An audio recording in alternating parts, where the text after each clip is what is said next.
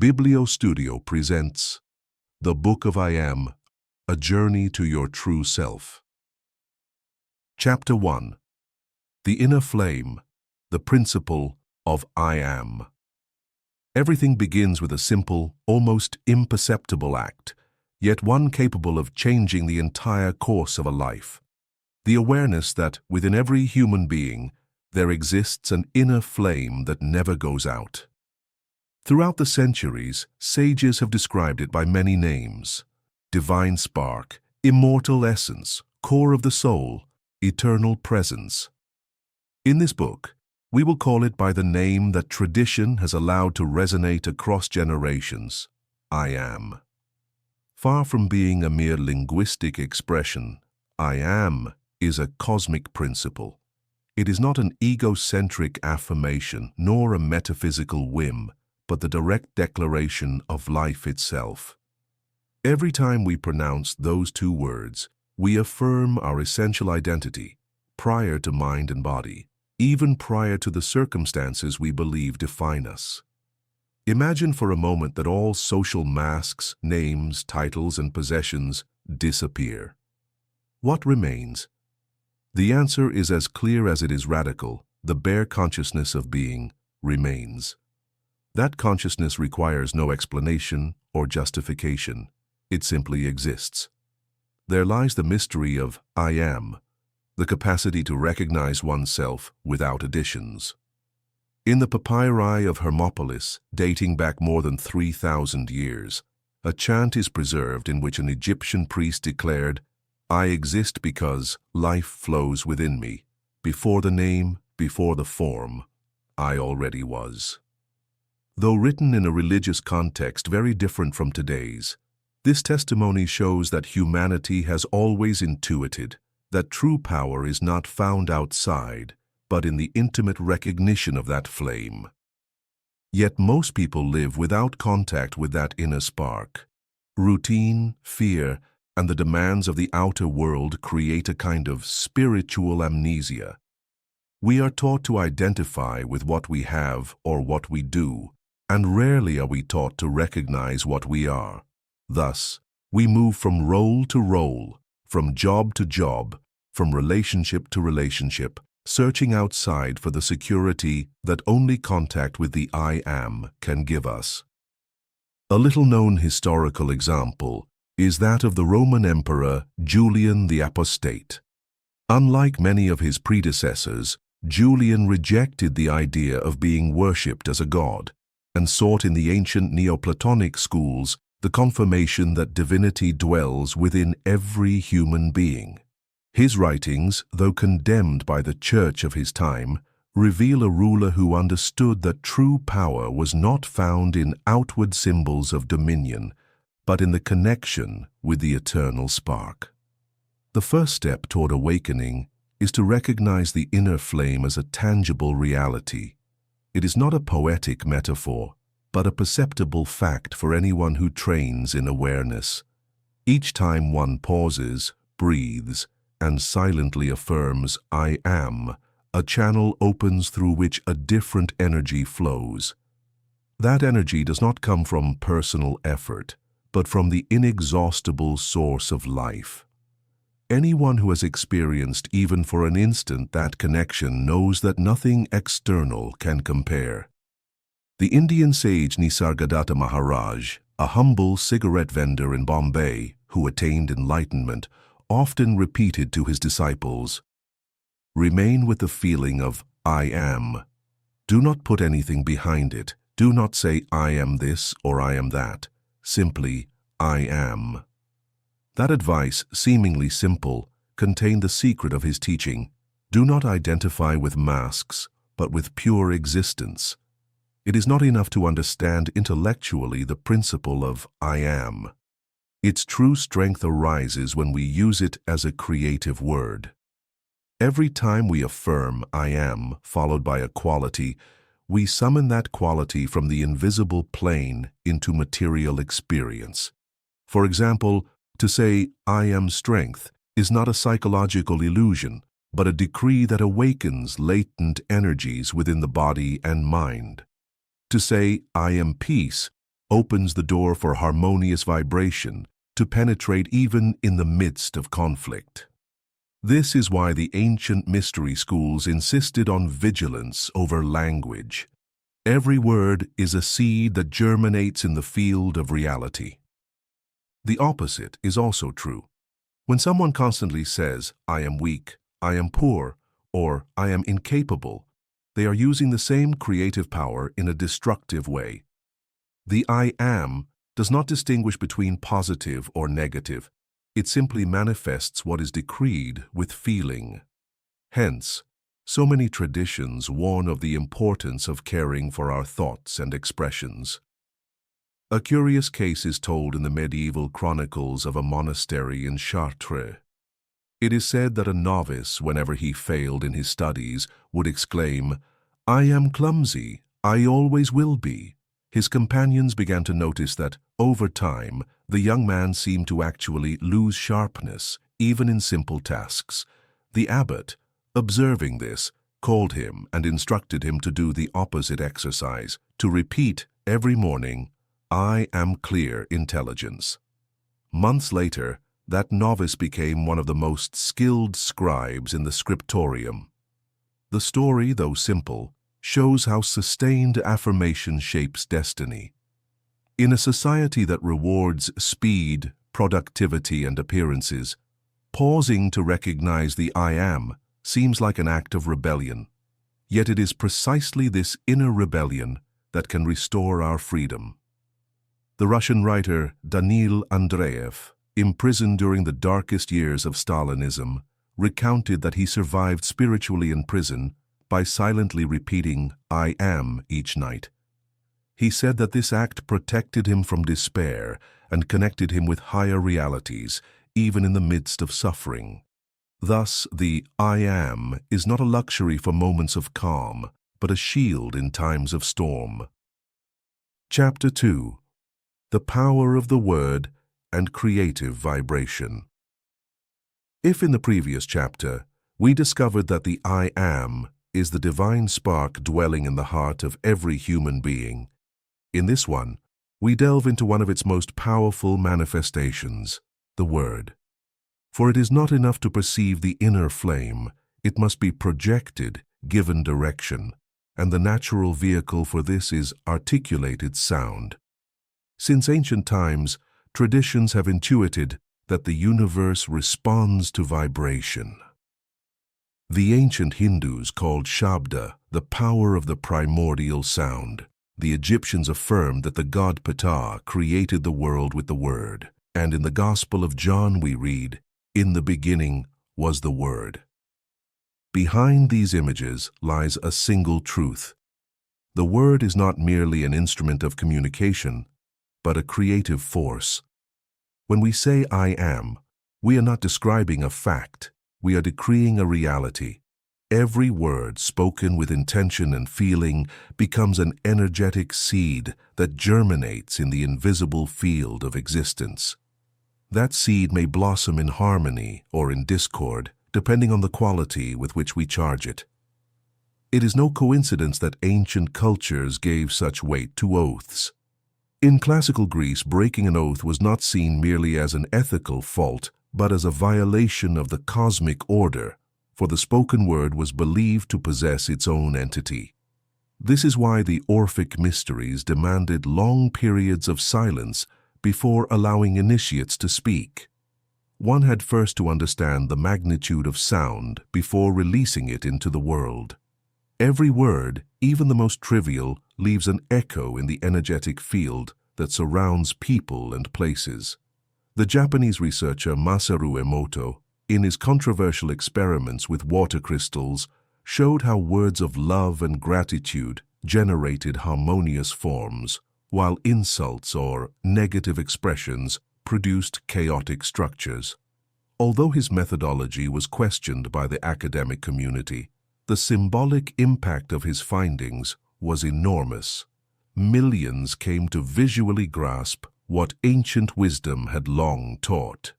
But long before Emoto, there were already similar examples. In the Persian chronicles of the 9th century, we find the story of Al-Kindi, an Arab philosopher who claimed that the human voice was capable of altering subtle matter. It is said he carried out experiments in which certain intonations could calm even the most aggressive animals, while others could stir the unrest of crowds. His work, almost forgotten in the West, reminds us that words are never innocent. They always act. When someone carelessly says, "I'm exhausted, I'm no good at this, everything goes wrong for me," they are programming their vital field with those very vibrations. By repeating them, they end up convincing their subconscious that these are immovable truths. In this way, words become invisible chains. An illustrative example can be found in the life of Mary Baker Eddy, founder of Christian Science in the 19th century. After suffering a severe illness and constantly hearing from doctors that no cure was possible, she began to silently affirm the opposite: "I am life, I am health."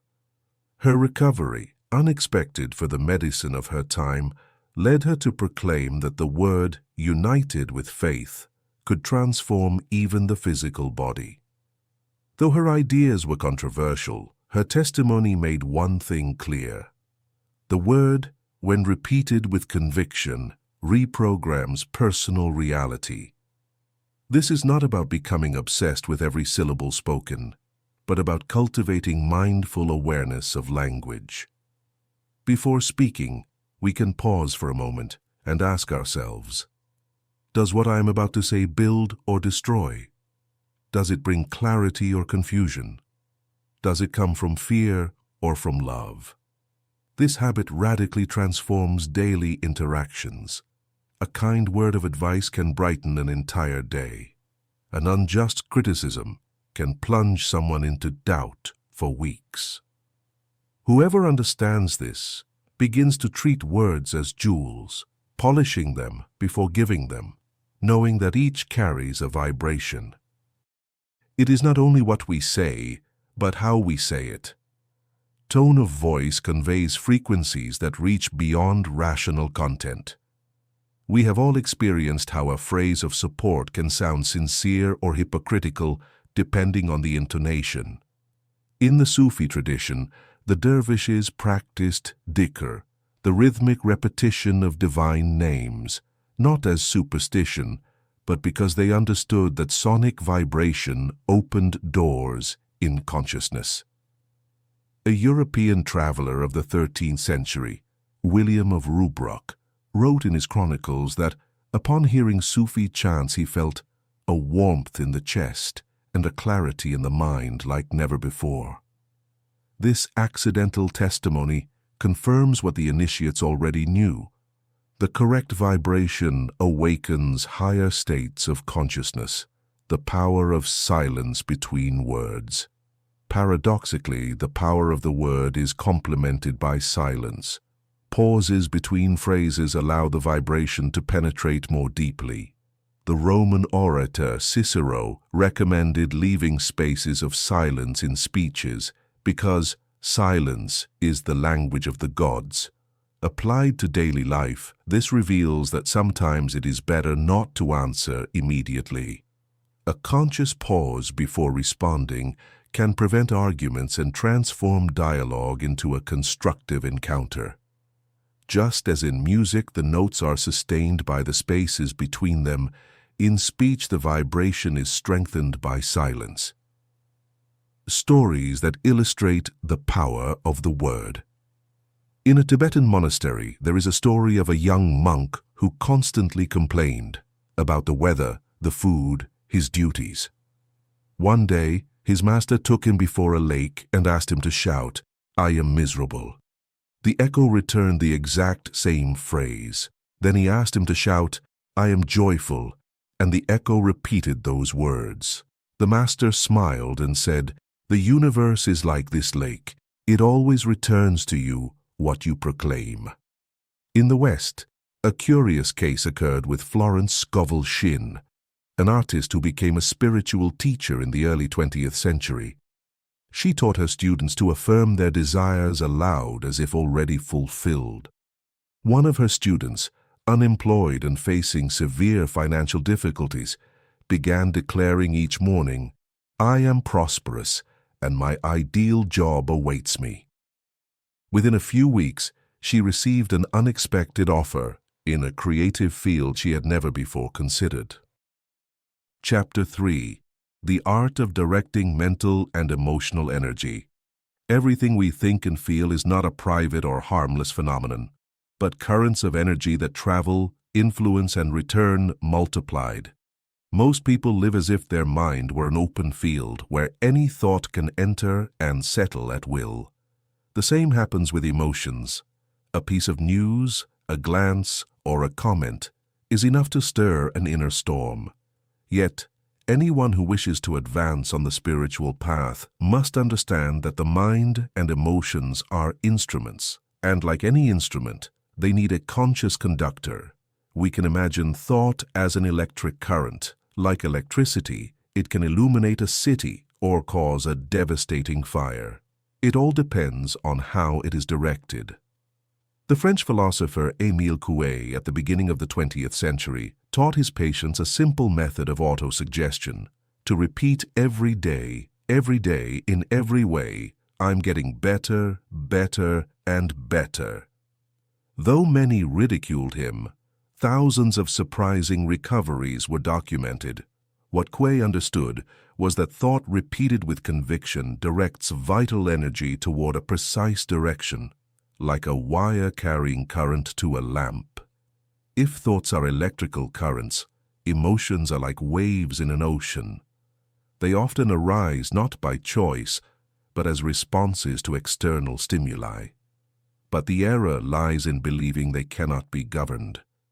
The sea may rage, yes, but the skilled sailor knows how to adjust the sails and the rudder to advance even in the midst of the storm. A little-known account comes from the diaries of Franz Mesmer, pioneer of animal magnetism in the 18th century. One of his patients suffered from uncontrollable bouts of melancholy. Instead of trying to suppress the emotion, Mesmer taught her to observe it like a wave, to breathe, to name it silently, and to let it pass. Over time, the patient learned to ride her moods instead of drowning in them. The lesson is clear: feeling is not the problem. What matters is how we relate to what we feel. The law of attention. Wherever we fix our attention, their energy flows. This principle is as simple as it is powerful. If our mind obsesses over a problem, we feed it with energy until it grows larger. If we direct attention toward a positive quality, we strengthen that vibration until it manifests more clearly. A little-known historical example. In the 15th century, during the siege of Constantinople, the Byzantine scholar Gemistus of Trebizond wrote that in the midst of despair, he chose every morning to focus only on the beauty of a manuscript he was copying. Though the city fell, he survived with a serenity that astonished his contemporaries. While the world burned, he wrote, I kept my inner flame fixed on the light of the words. That simple act of attention allowed him to remain standing while everything collapsed around him. The alchemy of thought and emotion. The most powerful thing happens when thought and emotion unite. A thought charged with emotion becomes an active decree. For example, it is not enough to think, I want peace. If that thought is accompanied by the emotion of serenity, it projects as a creative ray. On the other hand, if the thought is tinted with doubt or fear, the energy scatters. Here lies the key to many spiritual practices, uniting mental clarity with emotional strength in a single act of awareness. The ancient alchemists expressed this with the symbol of the hieros gamos, or sacred marriage. The union of the sun, intellect, and the moon, feeling, gave rise to the philosopher's stone, a metaphor for inner transformation. The invisible enemy, dispersion. One of the greatest obstacles is dispersion. The mind jumps from one idea to another, Emotions flare up and die down like sparks, and in the end, no clear direction remains. That is why mystics of all traditions insisted on the practice of concentration. An illustrative case is that of the Benedictine monk Dom Lorenzo Scupoli, author of The Spiritual Combat, 1589. He taught his disciples to train the mind by fixing it on a single short phrase for long minutes until dispersion dissolved. He said, "A mind undisciplined is like a soldier firing in every direction. It makes noise but never wins." Emotion as fuel. We must not fear intense emotions. They are fuel. Anger, for example, can be transmuted into courage, fear into prudence, sadness into compassion. The secret is not to remain trapped on the surface of the emotion, but to penetrate to its core and discover the pure energy it contains. The Taoists spoke of transforming passions as part of the path to immortality. In little-known texts of Geihong, 4th century, it is described how the energy of anger could, if directed to the center of the chest with conscious breathing, become a vital force that strengthened the organs. Though his language is symbolic, his teaching is clear. No emotion is an enemy if we learn to redirect it. The collective vibration. We do not only direct our own energy, we also participate in collective currents.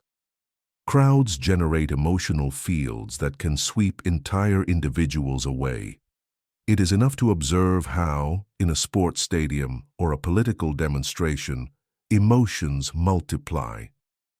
The Swedish thinker Emanuel Swedenborg affirmed in the 18th century that human thoughts and emotions form subtle atmospheres that surround communities. According to him, each city had a spiritual climate resulting from the minds and hearts of its inhabitants. Though his vision was criticized, many modern researchers in social psychology confirm that collective states influence individual behavior far more than we tend to believe. Silence as regulator. Stopping for a few minutes, quieting the mind, and breathing deeply is like closing the floodgates of an overflowing river. Without silence, mental and emotional energy scatters. With silence, it concentrates and becomes clear. The German poet Rainer Maria Rilke once wrote in a letter, "My true work begins only after silence." This confession sums up the key. Silence is not emptiness. It is the space where energy is ordered and prepared for action. Chapter 4. The Mystery of Silence and the Inner Voice. Noise is the disease of our age.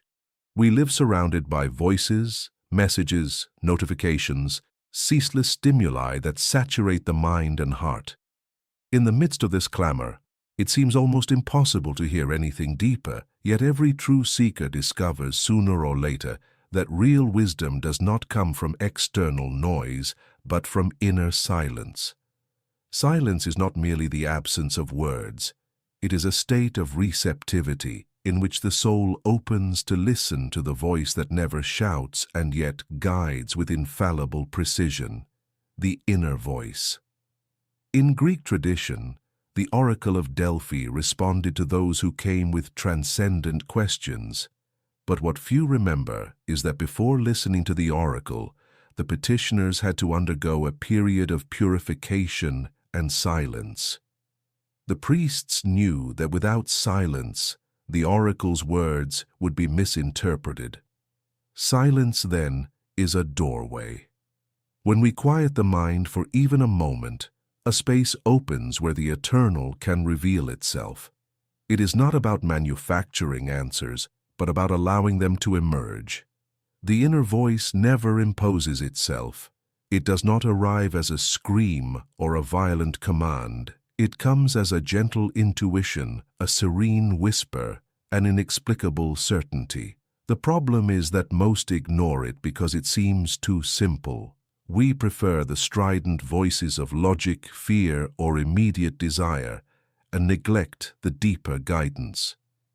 An example is found in the life of George Washington Carver, the African-American scientist of the 19th century.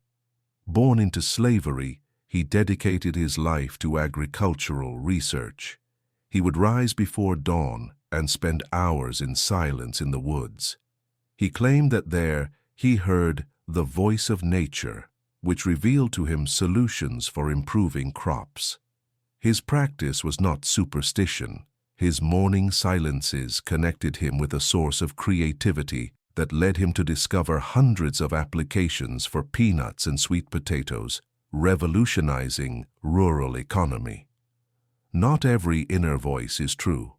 The mind also produces echoes of repressed desires, fears, and memories. How, then, to distinguish authentic guidance from illusions? The key lies in the quality of its vibration. The genuine inner voice always conveys peace, even if the direction it indicates is demanding. It never humiliates or condemns, but inspires confidence. It presents itself as serene certainty, not as urgent anxiety. The Spanish mystic John of Avila warned in his letters that the devil speaks with haste and noise, but God speaks with gentleness and clarity. His counsel remains relevant. The true inner voice does not force, but attracts with firm sweetness. It is not necessary to withdraw to a cave to practice silence. It is enough to integrate brief moments of conscious pause into daily life, turning off the phone for 10 minutes and sitting in stillness, walking in silence, without music or distractions, simply listening to one's breath, practicing attentive listening in a conversation without preparing one's response while the other speaks. These exercises, simple yet consistent, gradually refine the ability to perceive the inner voice. Silence is not only receptive, it is also creative. Artists know this well. The Norwegian painter Edvard Munch, famous for The Scream, confessed in his diaries that his best ideas arose after long hours of silence, contemplating the sea. He said, "In silence, I hear what the waves do not say with words." Musicians and poets testify to the same. Silence acts as a blank canvas on which inspiration paints its forms. Without that empty space, creativity suffocates in the noise of the world. Throughout history, men and women have sought retreat as a method of purification, not to escape the world, but to reconnect with the source before returning to action. A little-known example is that of Anna Maria van Schuurman, a 17th century scholar from the Netherlands. She was one of the first European women to receive a university education. After years of debates and intellectual disputes, she chose to withdraw in silence to a small religious community. There she wrote that, by silencing the outer noise, she found an inner clarity she had never reached in the academies. Her life shows that retreat is not flight, but rediscovery. A simple exercise, the golden minute. 1. Sit in a quiet place. 2. Close your eyes and focus attention on your breathing. 3. For 1 full minute, do not try to change anything. Simply listen. 4. Observe thoughts and emotions as if they were passing clouds. At the end, ask yourself, what remains when everything passes? With practice, this minute can expand, and the inner voice will become clearer. There are moments when silence not only inspires, but protects. In 1943, during the Nazi occupation of Warsaw, a group of young Jews hid in a cellar. One of them, Rivka, later recounted that whenever someone wanted to cry or despair, they reminded each other to remain in absolute silence. That silence saved our lives, she wrote. But she added something more. In that silence, I felt a presence telling me that everything would have meaning, even if I could not understand it. Her testimony reveals that in the darkest moments, silence can open the door to hope. Today, neuroscience confirms that silence has therapeutic effects. Studies at Duke University, 2015, showed that 2 hours of silence a day promote neurogenesis in the hippocampus, the region associated with memory and learning. What the ancient mystics practiced as spiritual discipline, modern science is beginning to recognize as medicine for the brain. Chapter 5. The Fire of Will and Spiritual Discipline. Every light needs a constant fuel. That fuel is will. Will is the secret fire that turns inspiration into action, vision into work, promise into reality. Many confuse will with stubbornness or brute force. But authentic will is very different. It is the conscious decision to sustain a higher purpose, even in the face of inner and outer resistance. It is spiritual discipline, understood not as repression, but as an art of guidance. In the Vedic tradition, will is associated with Agni, the god of fire. This is no coincidence. Will burns like a flame. It may be faint, a mere ember extinguished by the first difficulty, or it may become a bonfire that illuminates and transforms everything around it. The Russian mystic Daniil Andreev, in his work Rose of the World, described will as the burning bridge between the soul and destiny. His own life was the example. He wrote his mystical visions under the extreme conditions of prison and persecution. The fire of his will did not go out, even behind bars. Spiritual discipline is neither punishment nor rigidity. It is the art of sustaining the fire so that it neither burns out from excess nor goes out from neglect. Just as a gardener prunes and waters with measure, the spiritual seeker regulates life with habits that strengthen will. The Japanese Zen master, Takuan Soho, taught the samurai that true discipline did not consist in repeating mechanical gestures, but in keeping the mind steady even in the midst of combat. The sword must be ready, but the heart calm, he said. That teaching remains valid. Discipline is not tension, but sustained balance. Inertia, the greatest obstacle to will. Inertia is the greatest obstacle to will. It manifests as laziness, procrastination, apathy. It is not lack of ability, but lack of decision. Who has not felt the impulse to begin something noble and then left it for tomorrow? Inertia consumes more dreams than defeat. In the 19th century, the Portuguese writer Antero de Quental recounted how, for years, he postponed writing his main work. He felt unworthy, tired, uninspired. One day he realized that inertia was his true enemy. He decided to impose a daily discipline, to write every dawn, even if he had nothing to say. From that discipline came poems and essays that marked Portuguese literature. Will rescued him from the swamp of delay. Will and desire, the great difference. It is worth distinguishing between will and desire. Desire seeks immediate gratification. Will, on the other hand, sustains a long-term purpose. Desire flares up and dies down like gunpowder. Will burns slow and constant like embers that warm through the night. Teresa of Avila once had an intermittent desire for devotion. She prayed fervently one day and forgot the next. But when she cultivated will, she was able to sustain years of reforms, foundations, and mystical writings that still illuminate millions. It was not desire that carried her so far, but disciplined will. An exercise to awaken the fire of will. 1. Choose a spiritual practice or a positive habit, meditation, writing, mindful walking, affirmations. 2. Commit to practicing it for 21 days without interruption. 3. Each time the temptation to quit appears, affirm, I am the will of God in action. 4. At the end of the 21 days, reflect on what has transformed within you. This brief commitment allows us to verify that will is a muscle that strengthens with constant use. Many fear the word discipline because they associate it with limitation.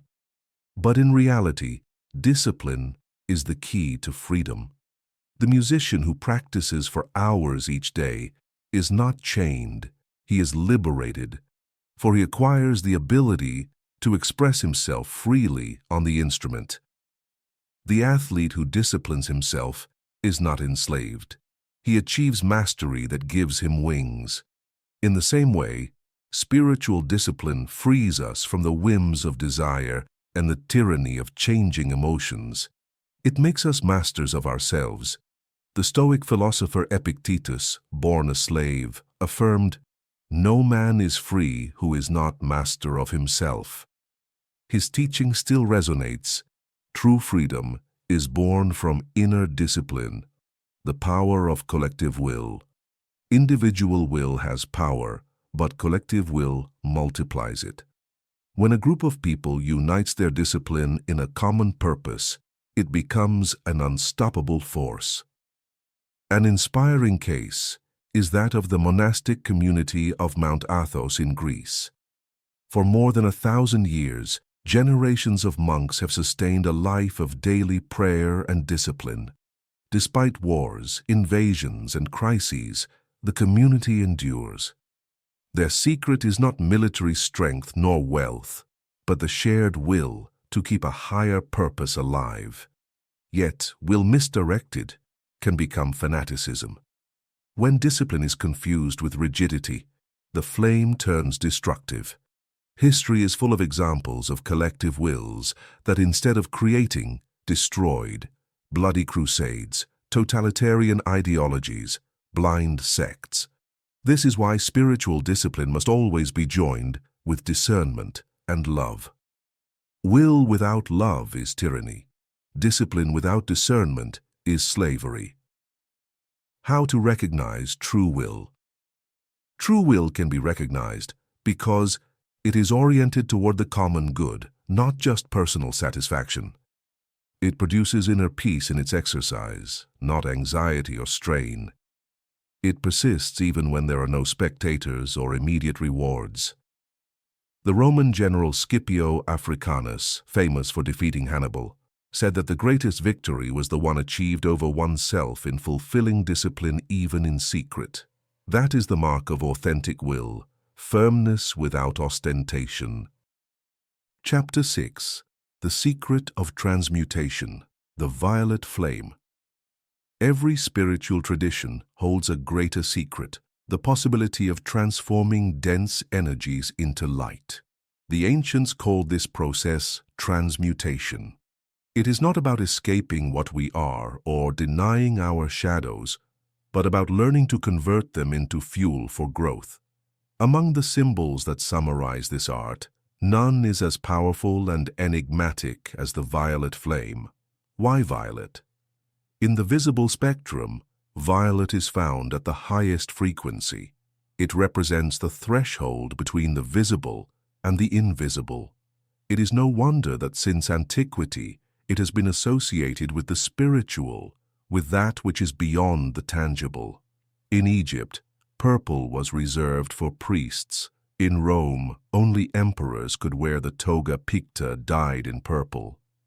What these symbols concealed is that violet is the color of transformation, of the passage into another dimension of consciousness. The violet flame is not a mere aesthetic metaphor. It is a subtle energy recognized by initiates as the power of transmutation. It acts as a spiritual fire that consumes discord, purifies painful memories, and frees the soul from accumulated burdens. Transmutation is different from repression. To repress is to push down what we do not want to see. To transmute is to elevate it and transform it into another quality. Just as the ancient alchemists sought to turn lead into gold, the inner seeker learns to turn anger into courage, fear into wisdom, pain into compassion. A 13th century manuscript preserved in Toledo, attributed to an anonymous alchemist, recounts the story of a disciple who complained of his violent temper. The master told him, "Your anger is fire. If you repress it, it will consume you. If you surrender it to the violet flame, it will become fire that illuminates your path." The tale shows that the key is not to deny the emotion, but to offer it to a higher fire. How to work with the violet flame. Through decrees, visualization, and conscious attention. Decree. The seeker clearly affirms phrases such as, "I am the violet flame that consumes and dissolves all error and every shadow." The spoken word activates the vibration of transmutation. Visualization. Imagine a violet fire surrounding the body, penetrating the cells, illuminating past memories. This is not fantasy. The focused mind generates a real vibratory field. Conscious attention. When a discordant emotion arises, instead of repressing it or being swept away, offer it to the violet flame with the intention of its transformation. With constant practice, this exercise turns life into an alchemical laboratory. Historical testimonies of transmutation. Although the violet flame itself was popularized in 20th century esoteric tradition, the idea of an invisible purifying force appears in many cultures. In the 4th century, the Christian mystic Macarius of Egypt spoke of the spiritual fire that burned away impure thoughts and left the soul clear as crystal. In his homilies, he described visions of purple light descending upon monks in prayer. In the Sufi tradition, the 12th century poet Rusbihan Bakli narrated experiences of a burning violet light enveloping him during ecstasy, purifying his heart. Though the names differ, the phenomenon is the same: the perception of a higher energy that transmutes the dense into the luminous. One of the greatest gifts of the violet flame is its ability to release the chains of the past. We all carry painful memories, guilt, resentments. While they remain unhealed, they condition our present decisions. Transmutation does not erase history, but it frees it of its emotional weight.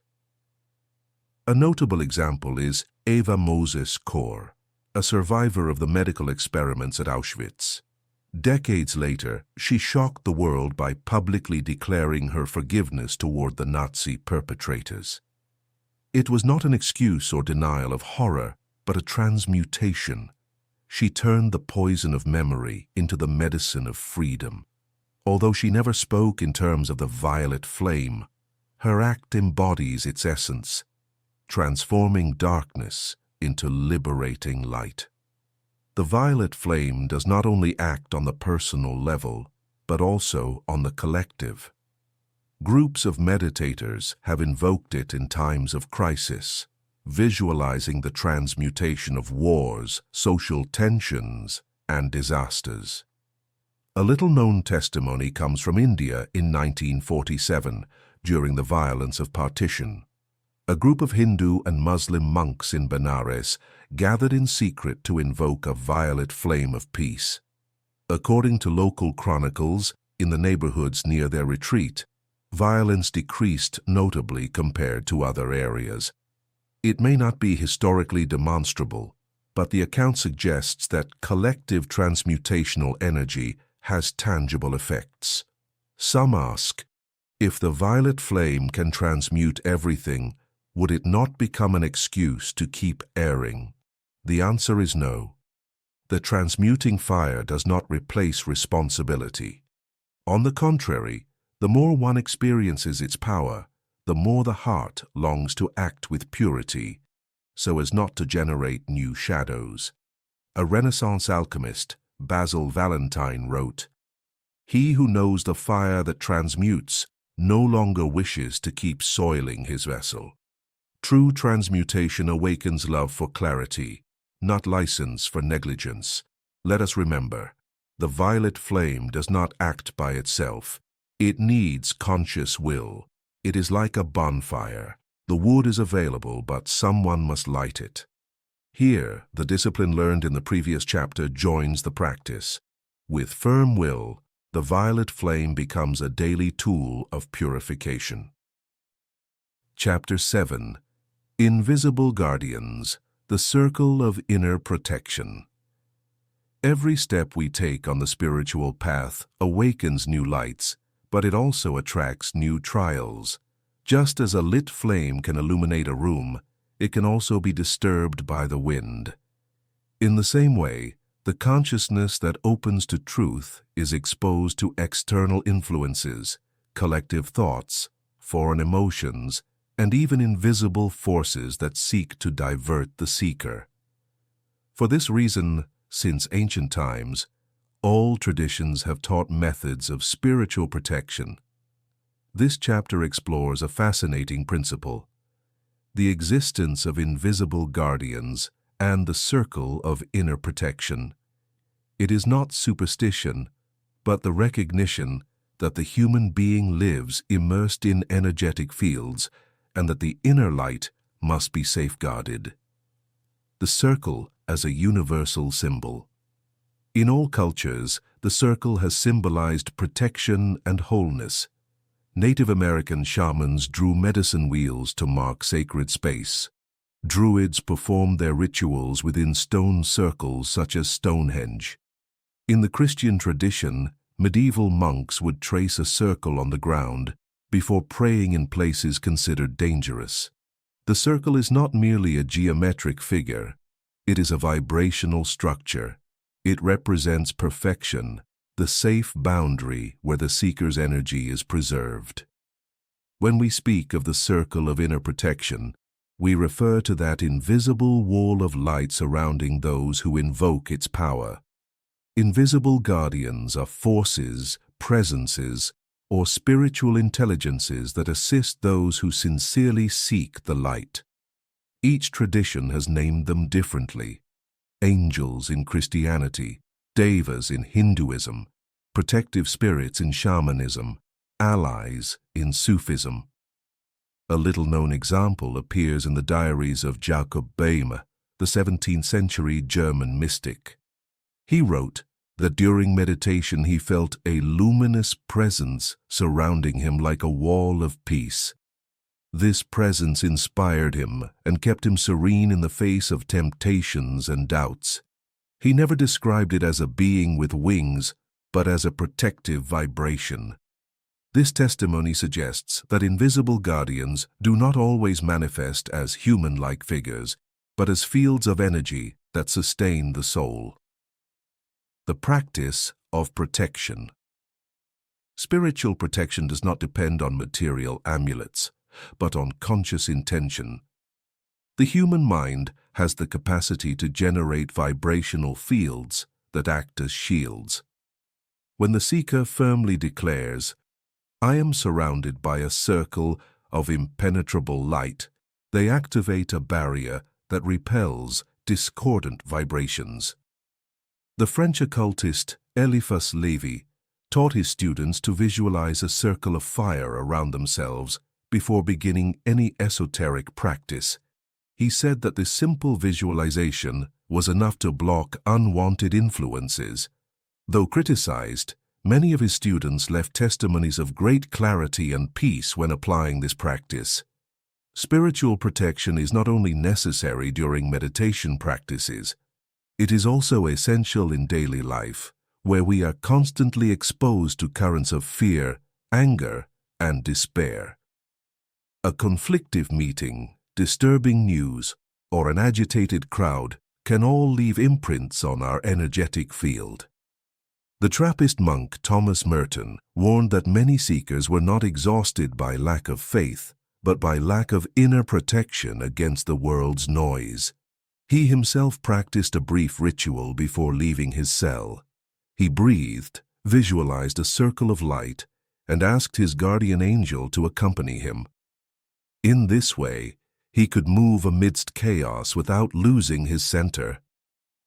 Testimonies of Invisible Guardians. There are surprising accounts of invisible guardians appearing in moments of danger. During World War I, some British soldiers recounted the appearance of the so-called Angels of Mons, luminous figures that seemed to protect retreating troops. Though spread as legend, several testimonies consistently describe a protective presence that gave them courage. In the Islamic tradition, Al-Ghazali wrote that each human being is accompanied by two invisible presences, one that protects from external dangers, and another that guards the heart from harmful thoughts. In the Andes, Yatiris, or Aymara priests, affirm that each traveler in the mountains is accompanied by an Ajayu guardian, a spirit that wards off misfortune as long as the traveler maintains faith. Though the stories differ, they converge on one truth: the existence of protective forces that respond to a sincere call, the limits of protection. Nevertheless, we must avoid naivety. Spiritual protection does not mean we will never face trials or difficulties. Whoever believes that guardians will exempt them from all challenges becomes passive and dependent. Invisible guardians do not replace us, they accompany us. The circle of light is not a bubble of escape, but a space where consciousness can strengthen itself to act with clarity. The circle of protection must never be used for selfish purposes or domination. It is not about building walls against others, but about generating a space of love where only what vibrates in harmony may enter. True spiritual protection is always grounded in respect and compassion. A 16th-century Kabbalistic text warns, "He who raises a wall of light to exclude his brother encloses himself in shadow." True protection does not isolate, it filters the harmful and allows the pure to flow freely. Advanced exercise: the collective circle. A group can form a shared circle of protection. The practice is simple. Seated in a circle, participants visualize a sphere of light encompassing all and affirm in unison, "We are united in a circle of impenetrable light. Only love lives here." This practice not only protects, but also elevates the vibration of the entire group. Experiences in spiritual retreats show that collective sessions generate a perceptible field of serenity and strength. Chapter 8. The Hidden Science of Imagination. Of all the inner powers that human beings possess, few have been as misunderstood and at the same time as decisive as imagination. For centuries it was relegated to the realm of fantasy, of unreal daydreams, of unfounded chimeras. Yet the great sages, mystics, artists, and scientists knew its true value. Imagination is not mere illusion, it is a creative instrument. It is the invisible womb where future realities germinate. Plato affirmed that the sensible world is only a shadow of the intelligible, and that the soul has the capacity to contemplate archetypal images before manifesting them in matter. That capacity is none other than imagination. It is not about inventing at random, but about accessing a plane where everything exists in potential. The French philosopher Henri Corbin, a great scholar of Sufism, described this plane as the mundus imaginalis, an intermediate world between the material and the spiritual. According to him, active imagination is not illusion, but a real organ of perception, as valid as the eyes or ears. Modern mentality, obsessed with the measurable, reduced imagination to mere fantasy. Yet even in science, the greatest discoveries were born of imaginative intuition. Albert Einstein confessed it with humility. Imagination is more important than knowledge. His theories did not arise from immediate calculations, but from thought experiments. He imagined traveling on a beam of light before formulating relativity. A rarely cited example is that of Giordano Bruno, the Renaissance philosopher, who sustained the existence of infinite inhabited worlds. His conviction did not come from telescopes, which did not yet exist, but from the force of his imagination. Bruno conceived the universe as an infinite, living expanse, long before modern astronomy confirmed it. Another case is that of the Persian physician Avicenna, who in the 11th century visualized in detail the internal organs of the human body at a time when dissections were forbidden. His guided imagination enabled him to write medical treatises that influenced Europe for centuries. On the spiritual path, imagination plays a fundamental role. It is the medium through which we access symbols, visions, parables, and revelations. The prophets of all religions saw images. Jacob dreamed of a ladder of angels. Ezekiel beheld wheels of fire. Muhammad received revelations through luminous visions. The English poet and mystic William Blake held that imagination was the body of God in man. For him, every inner image was a spark of the divine communicating with the human mind. Today we know that directed imagination, that is, creative visualization, has concrete effects on the mind and body. Neuroscience experiments show that visualizing an action activates in the brain the same areas as performing it physically. Elite athletes use this technique to train movements before executing them. The Soviet pianist Sviatoslav Richter confessed that on long journeys without access to a piano, he would practice entire works in his imagination, visualizing every key. Upon returning, he could play them with surprising precision. On the spiritual plane, this same faculty allows us to visualize light, symbols, guardians, or the violet flame, thereby activating energetic realities that gradually manifest in lived experience. Like every powerful force, imagination can be destructive if not oriented. The mind that constantly imagines scenarios of fear, failure, or resentment is building dark futures. Anxiety is nothing more than imagination misused. The Roman philosopher Seneca warned centuries ago, "We suffer more in imagination than in reality." This is why cultivating imaginative discipline is as essential as cultivating discipline of speech or will. Imagination is also the language of symbols. Not all messages from above arrive as words. Many descend as images. To dream of a river, a bird, or a mountain may contain profound meanings. In the Tibetan tradition of the Bardo Thodol, wrongly called the Tibetan Book of the Dead, it is taught that after death, the soul passes through visions full of forms and colors. Understanding that these images are projections of the mind is key to attaining liberation. Training in conscious imagination prepares the soul for these transitions. Imagination not only connects us with possible futures, but also with invisible beings. Many mystics have experienced encounters with masters, angels, or guides in states of imaginative contemplation. Though skeptics dismiss it as hallucination, those who live it recognize the transformative depth of these visions. The Swedish painter Hilma af Klint, pioneer of abstract art, recounted that her paintings were born from inner images received in states of concentration. Misunderstood in her time, her works are today seen as anticipations of modern art.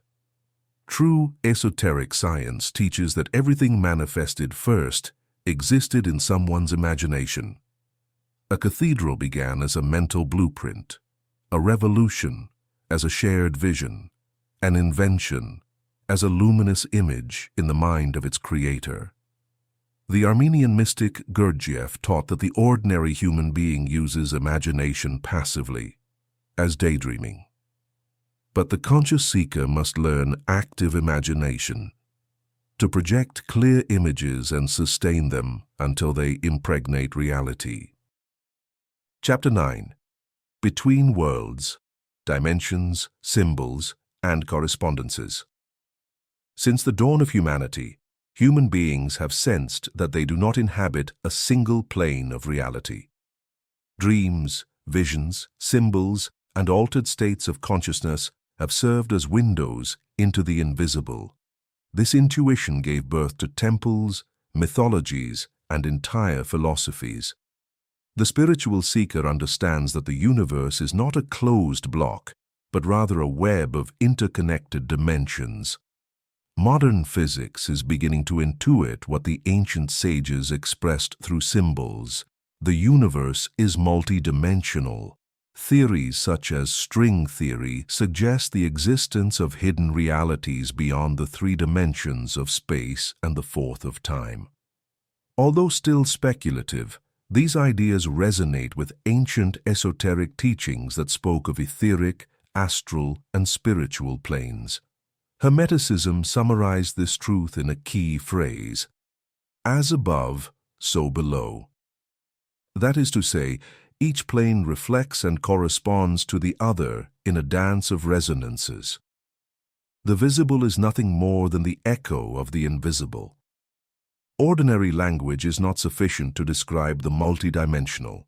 That is why the Spirit speaks in symbols. A symbol is more than a drawing or a word. It is a bridge between worlds. In dreams, for example, a river is not only water flowing, it may represent the course of life, transition, or purification. A bird in flight may be a sign of freedom, a divine message, or the elevation of the soul. The symbol functions as a code for translating the invisible into comprehensible forms. The psychoanalyst Carl Gustav Jung called this language the collective unconscious, where universal archetypes emerge in images common to all cultures. What Jung described psychologically, spiritual traditions understood as the language of higher worlds, experiences of crossing dimensions. Throughout history, there have been testimonies of people who felt they had crossed into other worlds. In the 16th century, the Swiss physician Paracelsus recounted encounters with elemental spirits in the forests, gnomes, sylphs, undines. To him they were not fantasies, but inhabitants of intermediate planes. In Amazonian shamanism, healers travel in trance to dimensions where they converse with power animals and plant spirits. These experiences are not mere dreams, but structured practices handed down from generation to generation. In the Orthodox Christian tradition, the starets, spiritual elders, described visions of celestial spheres and luminous beings that guided them. These diverse yet consistent accounts suggest that human consciousness can expand beyond the physical plane into parallel realities. If the cosmos is a fabric of planes, each part reflects the whole. This is the basis of the law of correspondence. The micro reflects the macro. The atom resembles the solar system. The heartbeat imitates the pulse of the stars. The cycle of the seasons mirrors the processes of the soul. The Renaissance physician and astrologer Marsilio Ficino taught that each planet corresponded to organs, metals, plants, and states of the soul. This was not superstition, but an intuition of a network of invisible resonances. Alchemy, in turn, understood the transformation of metals into gold as a symbol of the transformation of the soul. Thus, the outer corresponded to the inner. Exercise, reading the symbols of life, to train the perception of correspondences. During a day, carefully observe 3 everyday events that catch your attention: an unexpected encounter, a fallen object, an animal that appears. Ask yourself, what symbolic meaning could this have? What does it reflect about my inner state? Write it down in a journal. Over time, the ability to read the secret language of the universe will develop. Sometimes, dimensions intersect in seemingly banal moments. A person dreams of someone they have not seen in years, and the next day meets them in the street. Another thinks intensely of a friend and receives their call. These phenomena, known as synchronicities, show that the boundary between worlds is not rigid, but permeable. Jung narrated a famous case. While a patient was recounting a dream about a golden scarab, an insect very similar struck against the window of the office. For Jung, this was not coincidence, but a bridge between the inner and the outer, a demonstration that symbols connect dimensions. Not all contact with other dimensions is luminous. There also exist planes of confusion and shadow. That is why the ancients always recommended discernment and protection before opening oneself to the invisible. Those who explore without preparation may become lost in illusions, confuse voices, or remain trapped in dangerous fantasies. The English occultist Dion Fortune warned that the key does not lie in seeking spectacular experiences, but in cultivating inner purity. Whoever refines their vibration through love and truth will attract higher worlds. Whoever moves from selfish desire will draw denser planes. Imagination, studied in the previous chapter, is the vessel that allows us to cross between worlds. It is an interdimensional organ. When used consciously, it becomes the means to access symbols, archetypes, and invisible realities. Thus, imagination and correspondence work together. Imagination opens the door, symbols deliver the message, and correspondence translates it into the material plane. Chapter 10. The Alchemy of Trials and Pain. No spiritual path is free from difficulties. Whoever believes that the search for light is only a road of peace and ecstasy is mistaken.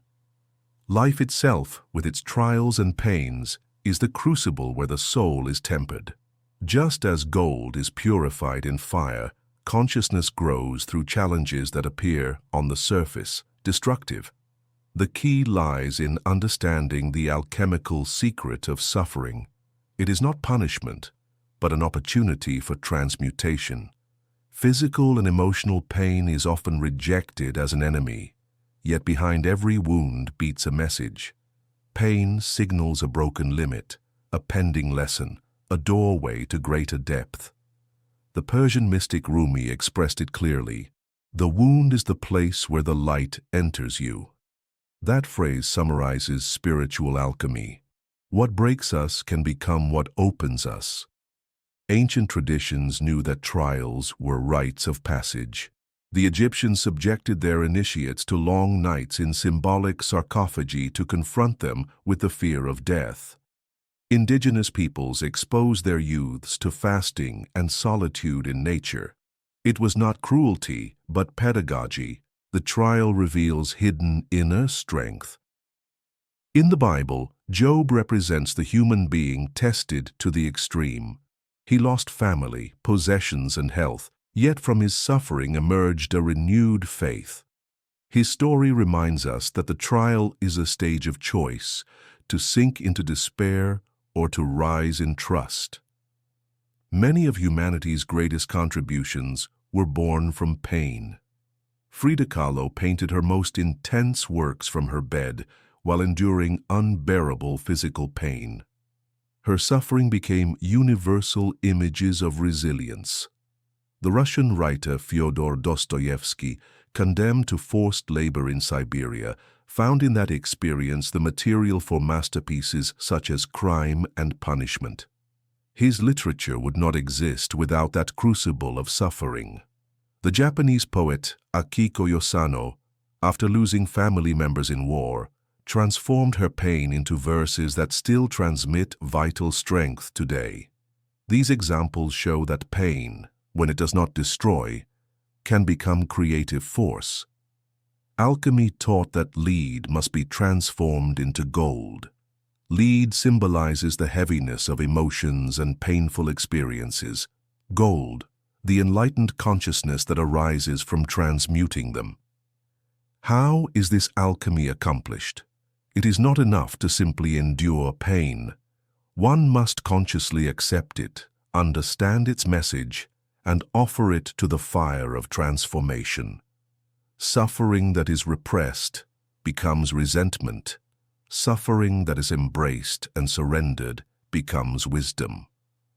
The Tibetan master Milarepa knew this well. After having used magic to harm others in his youth, he endured years of penance in solitary caves. There, his pain of repentance was transformed into spiritual songs that still inspire today. Modern psychology speaks of resilience, the ability to recover after a trial. However, the spiritual seeker goes further, not only recovering but using pain as a springboard to elevate consciousness. The example of Viktor Frankl, a psychiatrist and survivor of concentration camps, is paradigmatic. In his book Man's Search for Meaning, he described how those who found a purpose in suffering managed to endure better than those who sank into despair. His teaching is pure alchemy. Pain without meaning crushes. Pain illuminated by purpose transforms.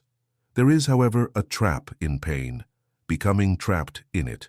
Victimhood turns the wound into identity, and a person clings to their suffering as an excuse not to grow. Spiritual alchemy requires surpassing fascination with the wound and recognizing that we are more than our pain. A Gnostic text from the 2nd century warns, "Whoever worships their wound will never see the light that passes through it." The seeker must give thanks for the trial, learn from it, and let it go, not turn it into an eternal banner.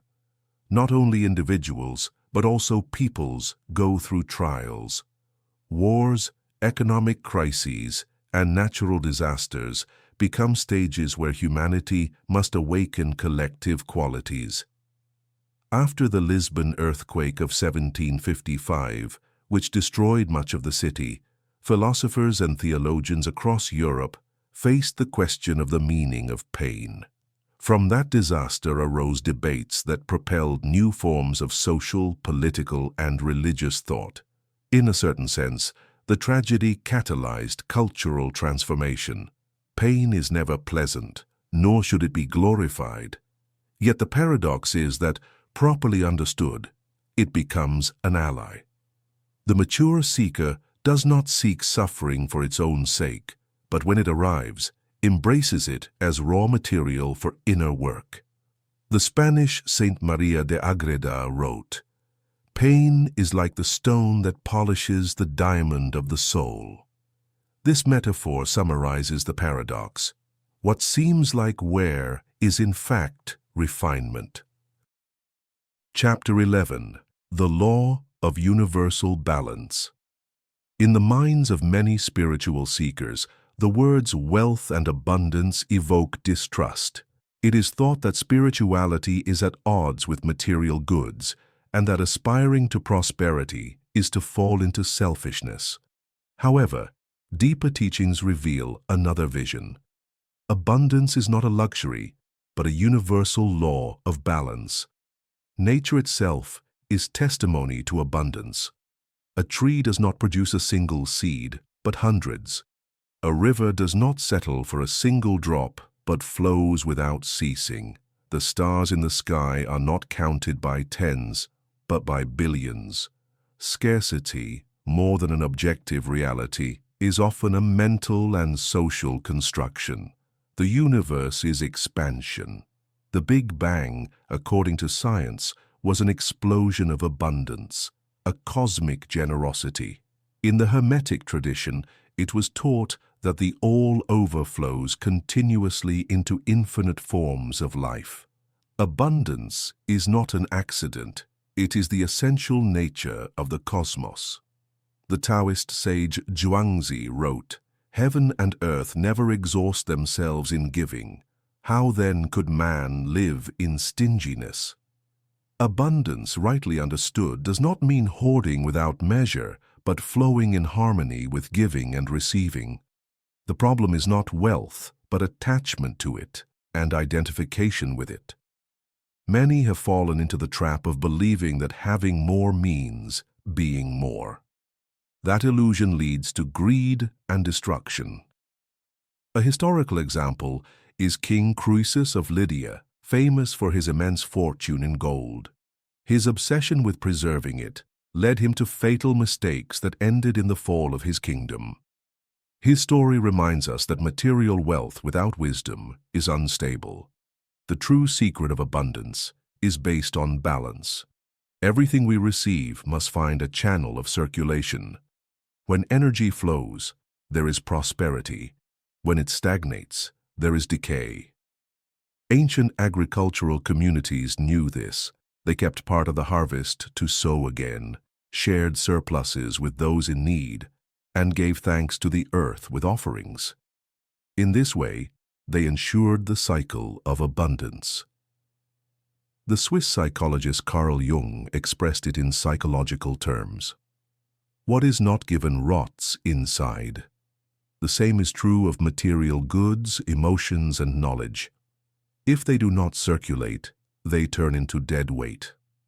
There are testimonies of people who transformed their relationship with wealth by understanding the law of balance. George Mueller, a Protestant pastor in the 19th century, founded orphanages in England that supported thousands of children. He never explicitly asked for money, but trusted in the flow of providence. Curiously, what was needed was never lacking. In Japan, the entrepreneur Konosuke Matsushita, founder of Panasonic, considered his company a means of service, not of accumulation.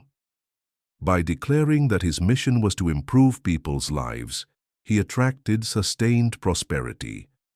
In Sufism, the master Abd al-Qadir al-Jilani taught that sincere charity is the safest investment, for it multiplies blessings in both the visible and the invisible. These examples show that abundance does not depend solely on material strategies, but on a spiritual attitude of service and trust. Paradoxically, scarcity often arises not from a lack of resources, but from the perception of lack. A person may have what they need and yet feel poor because they live in constant comparison. The French writer Honoré de Balzac observed that some millionaires were more miserable than landless peasants because they never felt satisfied. True abundance begins in the mind, in the ability to recognize and give thanks for what already exists. Gratitude is a magnet for abundance. When we give thanks, we activate the awareness of fullness and open space to receive more. Those who live in constant complaint block the universal flow. Those who give thanks attune themselves to the expansive rhythm of the cosmos. The German mystic Meister Eckhart wrote, "If the only prayer you ever say in your entire life is thank you, it will be enough." That simple attitude is the seed of both spiritual and material wealth. The law of abundance is not limited to economics. It also applies to health, love, and creativity. The key lies in maintaining balance between giving and receiving. A person who only gives without accepting can never find fulfillment. One who only receives without giving cannot either. Abundance is the dance of exchange. An inspiring example is the Andean tradition of Aini, a Quechua word meaning reciprocity. In the communities, everything is based on fair exchange. If someone helps their neighbor today, they know they will receive help tomorrow. This principle ensures collective prosperity. Some seekers fall into the opposite error, rejecting all forms of material wealth as if they were impure. This view creates imbalance because it denies the concrete dimension of life. Spirit also expresses itself through the material. To deny it is to amputate part of reality. St. Francis of Assisi, often misinterpreted as a symbol of absolute poverty, actually understood abundance in another way. He saw wealth in every creature, in the sun, in the water, in the bread shared. He did not reject abundance. He celebrated it in a universal key. Chapter 12. Time, Cycles, and the Return of the Soul. Time is one of the greatest mysteries of existence. We feel it move forward with every sunrise and sunset. We measure it with clocks and calendars, yet we rarely understand its deeper nature. From a spiritual perspective, time is not a rigid line running forward, but a fabric of cycles, returns, and opportunities. The soul does not move in a straight line, but in a spiral. It advances, yet at the same time returns to certain points to learn on a higher level. Traditions distinguish between profane time, the time of clocks, routines, and productivity, and sacred time, where the eternal manifests in concrete moments.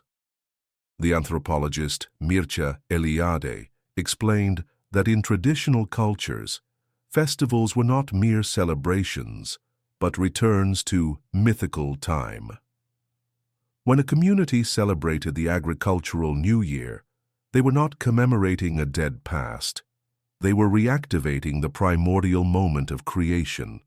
This reveals that time is not only succession, but also the presence of the eternal within the ephemeral. Nature is the master of cyclical time. Day and night, the seasons, the phases of the moon, the menstrual cycle, the heartbeat, everything breathes in rhythms. When human beings align with these cycles, they find balance. When they ignore them, they fall into disharmony. Agricultural peoples knew this well. Sowing in the wrong season led to failure. Similarly, in spiritual life, each process has its season. There are times of inner sowing, of silent waiting, and of harvesting fruits. Beyond natural cycles, ancient wisdom taught that the soul itself returns. This idea, known as reincarnation, is present in cultures as diverse as the Indian, the Greek, and the Celtic. It is not mechanical repetition, but progressive learning. The soul returns to complete lessons not yet mastered, like a student repeating courses until fully learning them. Plato, in his dialogue Phaedo, describes how souls, after death, are purified and return to the material world, according to the degree of their development. For him, the time of the soul is an ascending spiral toward wisdom. Historical examples of past life memory. There are surprising testimonies of spontaneous memories of other lives. In the 18th century, the Swedish philosopher Emanuel Swedenborg recounted detailed visions of previous existences, which filled him with understanding of the laws of cause and effect. In modern India, cases studied by Professor Ian Stevenson of the University of Virginia showed children who remembered with precision names, places, and details of former lives, later verified. Among Tibetans, the tradition of recognizing tulkus, reincarnations of lamas, has been established for centuries. A child shows clear signs of remembering the life of the previous master. These accounts suggest that the return of the soul is not mere belief, but a recurring experience in human history. The return of the soul is linked to the principle of karma, understood not as punishment, but as a law of balance. Every action, thought, and emotion generates a seed that returns at the appropriate time. What we sow in one life may sprout in another, just as a tree takes years to bear fruit. This vision frees the seeker from the idea of injustice. What appears as chance or misfortune may be the continuity of invisible processes. Both pain and joy find meaning in the tapestry of the soul's cycles. In addition to cosmic time and the return of the soul, there is inner time, the way each person experiences their moments. Some feel that an hour is endless, while others live in a single day what some live in a year. This reveals that time is not only external, but also a state of consciousness. The Zen monk Dogen taught that each instant contains eternity. For him, There was no difference between a second and 1,000 years. Both were expressions of the same time being. His vision invites us to fully inhabit the present, where past and future embrace. Not everything happens at just any moment. There are precise instants when the universe seems to open invisible doors. These we call synchronicities, unexpected encounters, meaningful coincidences, messages that arrive just in time. The physicist Wolfgang Pauli, a collaborator of Jung, rigorously investigated the phenomenon. They concluded that synchronicity is the reflection of an invisible order, where time adjusts to meaning rather than linear causes. The attentive seeker learns to recognize these signs and flow with them, instead of forcing processes before or after their time. The common mistake is to see time as an enemy. We age, we lose opportunities, we feel it slipping away. The spiritual vision teaches the opposite. Time is an ally because it gives us the opportunity to mature. The Chinese sage Lao Tzu summed it up with a metaphor. Nature never hurries, yet everything is accomplished. The soul, too, blooms in its season, neither before nor after. Chapter 13. The Magic of Service and Right Action. On every spiritual path, there comes a moment when the seeker discovers that their progress no longer depends on what they accumulate for themselves, but on what they give to the world. Mature consciousness recognizes that true power is not measured by knowledge acquired, but by service offered. Service is not condescending charity nor forced sacrifice, but the natural expression of inner light. Whoever connects with their essence experiences an almost inevitable impulse to share it. Why do we speak of the magic of service? Because service transforms realities. A seemingly simple action, listening to someone, giving a word of encouragement, offering food, can open invisible doors in another's soul. That spark multiplies and generates waves that reach far beyond the immediate. The physicist and philosopher David Bohm spoke of the implicate order. Every gesture influences a broader order of the universe.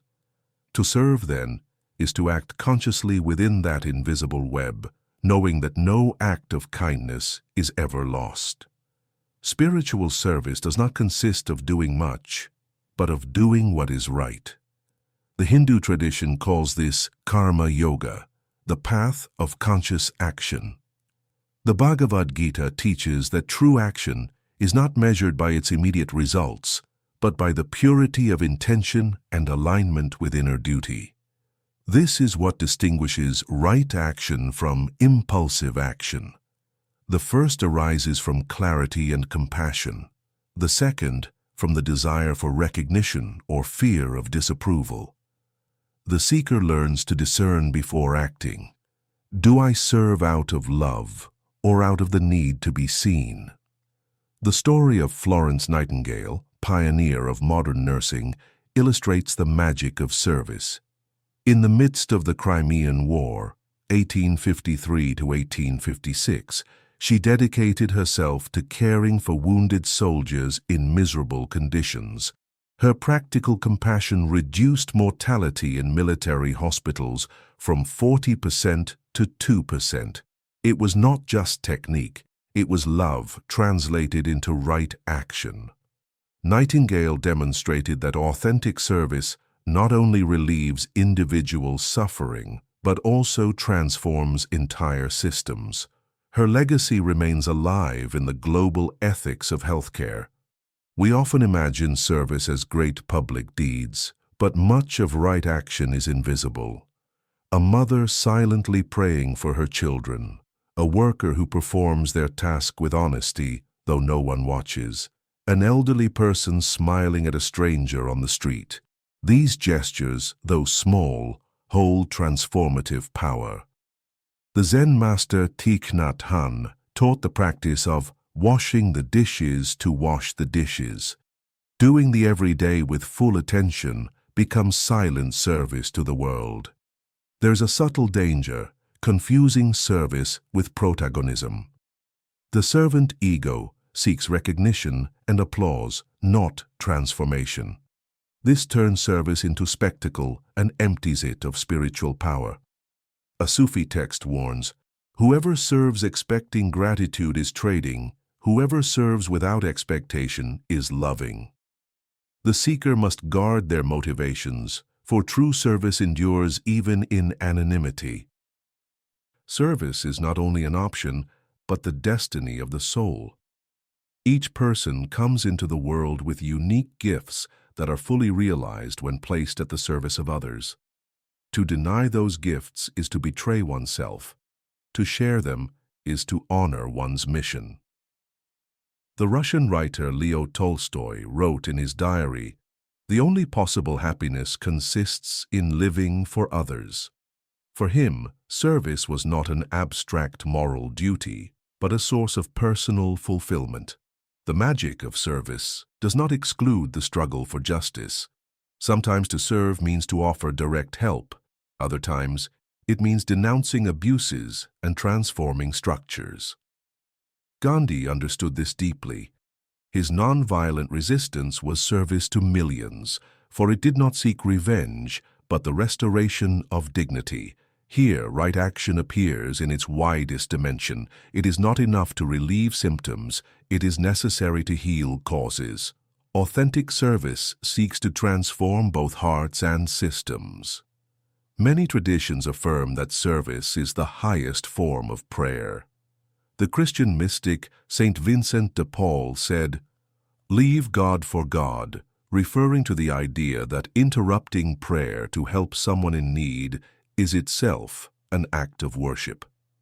In Mahayana Buddhism, the ideal of the bodhisattva, being who postpones their enlightenment to help others, expresses the same truth.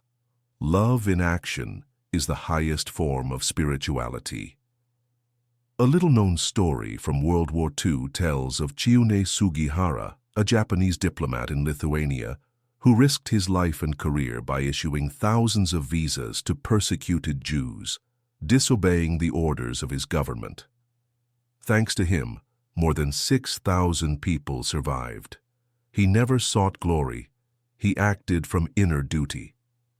This example reminds us that true service sometimes means going against the current, obeying conscience rather than external authority.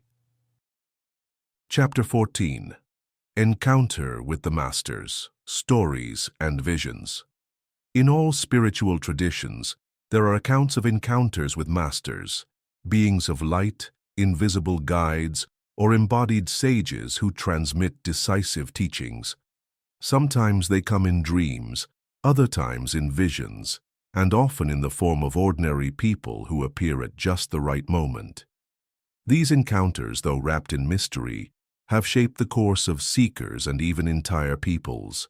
Beyond concrete figures, the Master is a universal archetype. He represents the voice of wisdom that calls us to transcend ignorance.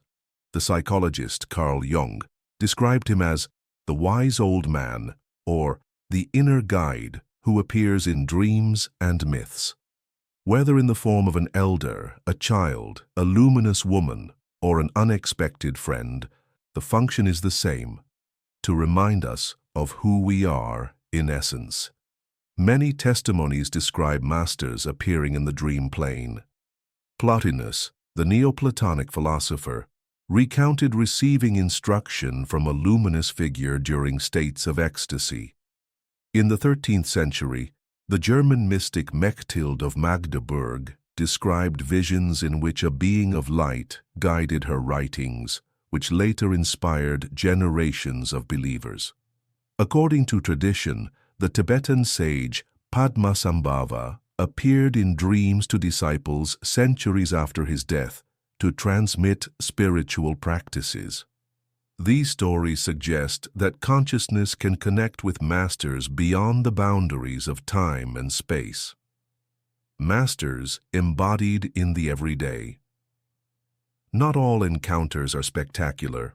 Often the master appears in simple forms, a beggar who utters a phrase that resonates in the heart, a child whose innocence reveals a truth, a friend who arrives at the precise moment. All can be bearers of the message. The Sufi poet Rumi summed it up. Every person you see is a disguised master. The challenge is to have the eyes to recognize it. Lesser-known stories of encounters with masters. Boethius, the Roman philosopher imprisoned in the 6th century, wrote The Consolation of Philosophy. According to him, in his cell a majestic woman appeared, an allegory of philosophy, who consoled him and dictated reflections on the fleeting nature of power and the eternity of the soul. Ramanujan, the Indian mathematical genius of the 20th century, claimed that his most complex formulas were revealed to him in dreams by the goddess Namagiri. His intuitions revolutionized modern mathematics.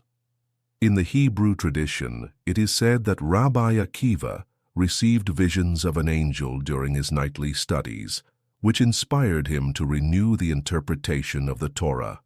Though diverse, these accounts converge in suggesting that great leaps of consciousness are often accompanied by master figures.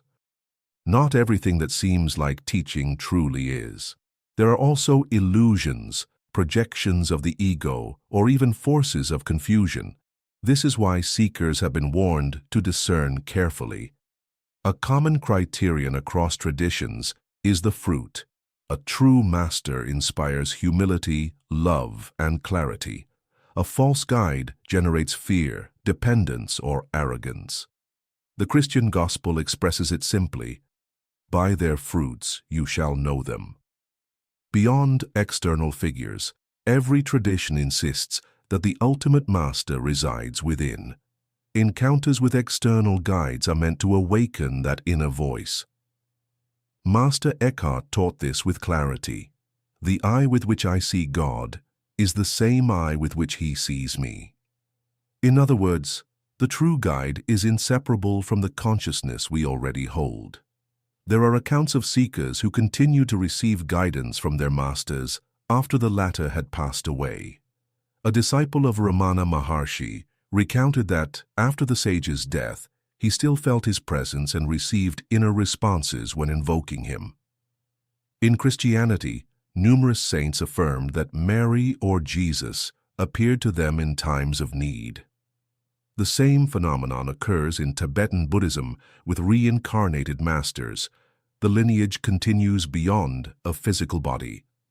This suggests that the master-disciple relationship transcends the boundaries of linear time. To encounter masters, visible or invisible, humility is required. Those who believe they know it all recognize no guide.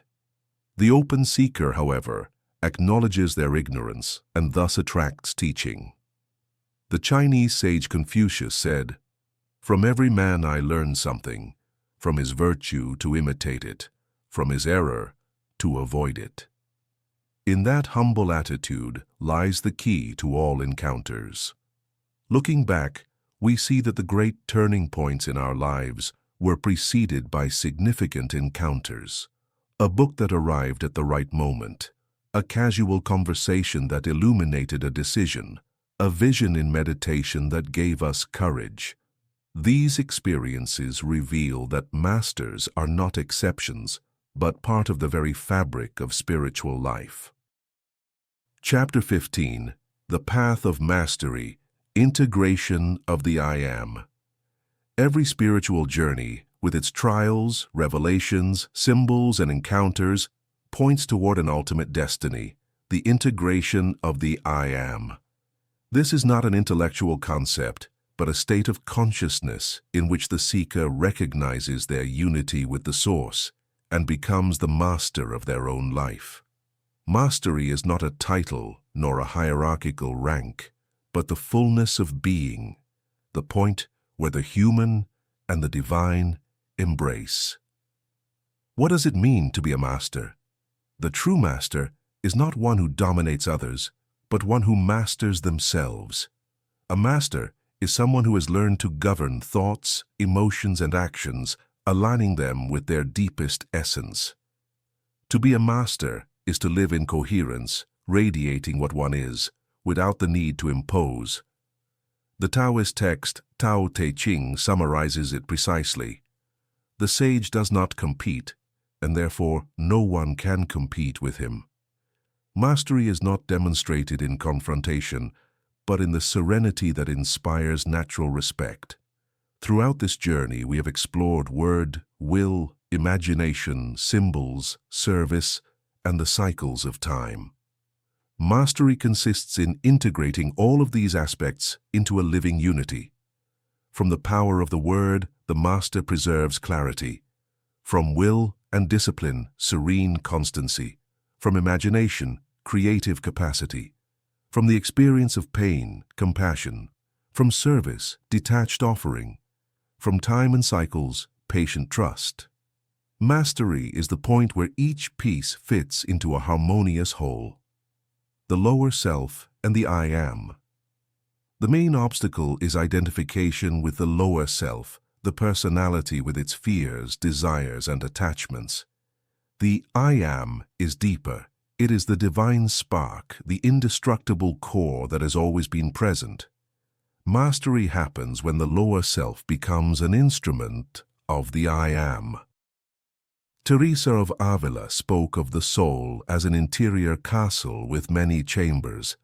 In the innermost one dwelt God himself, and the task of the seeker was to pass through all the rooms until united with that presence. That union is mastery. The signs of mastery. How can we recognize that someone walks the path of mastery? The signs are not spectacular, but subtle. 1. Inner peace that does not depend on circumstances. 2. Detached love, able to give without demanding. 3. Mental clarity, which dispels confusion in others. 4. Humility, which recognizes that all comes from the source. 5. Simple joy, springing from the mere fact of being alive. These signs cannot be faked. They emanate naturally when the I am is integrated. Exercise. Affirmation of the I am. A final practice to consolidate the consciousness of mastery. Sit in silence, breathe deeply. Place one hand on your heart and the other on your abdomen. Slowly declare, I am light, I am strength, I am love. I am remain in silence, feeling that these words are not ideas, but reality. This exercise, repeated consistently, aligns the personality with the essential I am. By integrating the I am, the seeker naturally becomes a servant. Mastery is not isolation in an ivory tower, but a silent radiance that benefits all. The true master does not gather disciples, but awakens masters in others. Zen tradition expresses this in the figure of the Roshi, a master who does not teach doctrines but uses questions, gestures, or silences to awaken the disciple to themselves. Mastery ultimately is the awakening of mastery in others.